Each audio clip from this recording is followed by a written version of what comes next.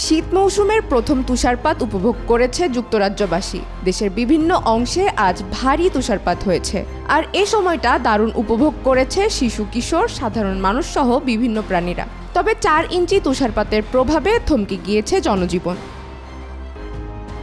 প্রচণ্ড ঠান্ডা ও তুষারের কারণে কোল্ড ব্লু অ্যালার্ট জারি করা হয়েছে নিউ ইয়র্কে।